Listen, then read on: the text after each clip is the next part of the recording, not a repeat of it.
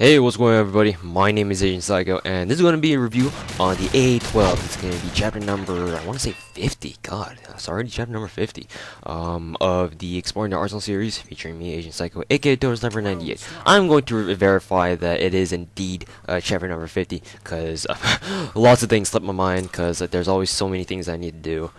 So yeah, give me a moment so I can verify that this is indeed chapter number 50. Yes, it is. So yes, indeed, chapter number 50 of the Exploring the Arsenal series, featuring me, Agent Psycho, aka I know I repeated that. Sorry, I have a habit of repeating things. God. Anyways, so the AA-12.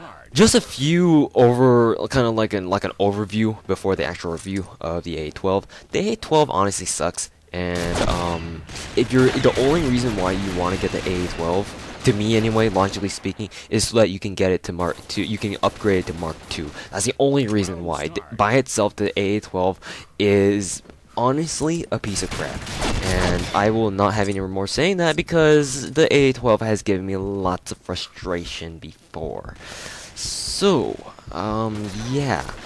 Let's get started with the AA-12 review, because kind of want to get this out of the way, because I know just how much pain it has caused me in the past, especially when I was grinding to get some gameplay for God, that took a long time.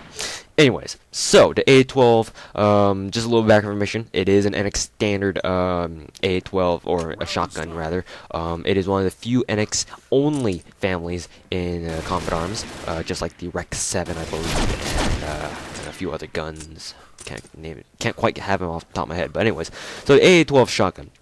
Going into its statistics here, its damage is at a 67, so that's very low in fact for shotguns. Even though it's theoretically capable of doing a 2-shot kill, realistically speaking, you're gonna have to expect a 3 or 4-shot kill. At the ranges that the AA-12 is most effective, you can get 2-shot kills, but you can't rely on them that well. 3-shot kills is where you want to aim for. 3-shot kills is realistic, and that's where you want to be. But if it takes more than 3 shells, then you might as well try to take some cover or run away, because you're probably not going to kill that person. So yeah, if you one-shot people, then either you're a hacker or they got lit. So yeah, there you go. The damage drop-off, because the base damage is so low, the damage drop-off is also pretty terrible as well. The AA-12 is kind of like the what was that one? Oh yeah, the AA-12 is like the Keltec KSG-12 in terms of damage. The damage and the range on the AA-12 and Keltec KSG-12 are remarkably similar. Maybe it's got something to do with the fact that they both end at 12, but technically that's not true, because technically in Combat Arms that Keltec is called the Keltec KSG, not the KSG-12 Model 3. But that's beside the point. The AA-12 does have a pretty bad damage drop-off, so I've seen my AA-12 deal like 10 damage to someone at like middle range, and it just it just boggled my mind, like, how the hell? And so yeah, the damage is unfortunately its main drawback, the AA-12's main drawback to why it's not very popular. So I don't really understand why Combat Wiki says the popularity is above average on the AA-12. No, it sucks. So yeah, that's its damage and damage drop off. The portability on the AA-12 is at a 61. So I don't think it's I'm pretty sure it's not that fast as a shotgun. In fact, I'm pretty sure it's pretty slow for a shotgun. But then again, that could just be me. And yeah. Moving on to the rate of fire. The rate of fire on the AA-12 is at a 30, so this is one of the more faster firing shotguns due to the fact that it is a fully automatic shotgun. So yes, indeed. If you guys have played Modern Warfare 2 or Modern Warfare 3 for that matter, the AA-12 is still indeed keeps its full auto nature. Just it's not as like freaking overpowered like it was in Modern Warfare 2. So yeah. The recoil, or I should say the recoil, the accuracy on the AA-12 is batshit terrible. It's like the AA-12. It's like Nexon did something to the AA-12 so that, to me anyway, they switched out the barrel for the AA-12 and put like some sort of troll barrel in there instead of a troll engine. And whenever I shoot at someone, yeah, the bullet spread kind of tends to go where the enemy isn't. If you guys get what I mean. So it's very difficult for me to actually get kills with the AA-12, and it kind of pisses me off. So yeah, the accuracy on the AA-12 isn't necessarily the best, but sometimes it can work out for you. Also, the accuracy does have a lot to do with the fact that the AA-12 only fires 6 pellets per shell, and that's very low. That's probably the lowest amount of pellets that any one shotgun fires in combat arms. So, unfortunately, you're gonna have to deal with that. I don't know how else you can avoid that. So. Yeah, the recoil on the AA-12 is at a 55. Now, one thing about the recoil on the AA-12 is that it's actually very low. You would think that the AA-12's recoil kickback is very high because of its, its very loud muzzle noise. At least that's what I thought. But eventually, after using it for a while, I realized that the muzzle, the recoil itself, the recoil kickback and whatnot, is actually very low. And yeah, that's good, I suppose. I guess it's a proper balancing thing. I don't know, to balance out the fact that it has very weak damage. Just means that you can actually keep your aim on target very easily. I'm not too sure if you guys will believe me though, because my aim is batshit terrible with the AA-12, as you guys can clearly see in this video. So yeah, you may want to try to use an AA-12 for yourself to see whether or not it's good for you in terms of recoil and recoil kickback. But for me anyway, theoretically speaking, the recoil kickback should not be a problem for the AA-12, and it should help you keep your aim on target despite the fact that it is a very fast-firing, fully automatic shotgun. So, after that has been said and done, the recoil controllability overall is rather simple, but as you guys can probably guess, it is a fully automatic shotgun. Sometimes it can go astray, so you want to be paying at least a little bit of attention to what you're doing with the AA-12. Sprint drawback. So the sprint drawback on the AA-12 is average, I suppose, moderate. There's nothing really too special about it. Neither is the draw speed. It's quick, but it's not the quickest. So the double barrels still unfortunately reign supreme in that respect. With the KSG, now that I think about it, with the KSG 12 does have a very fast draw speed. Don't forget about it.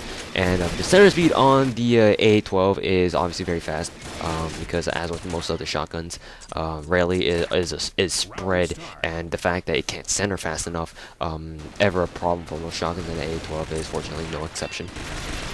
The reload speed. Now, here's where the AA-12 is a little bit different from the rest. I believe all other shotguns that we have reviewed up till now have had, what is it? Not really belt fed, but under barrel mounted, or under barrel loaded, I should say, shells, like into an actual barrel, like directly into a barrel, not in a magazine. The AA-12 has a round drum barrel magazine, and that holds 20 rounds and has 20 in reserve. So basically, you can think of having 2 full round drum canisters.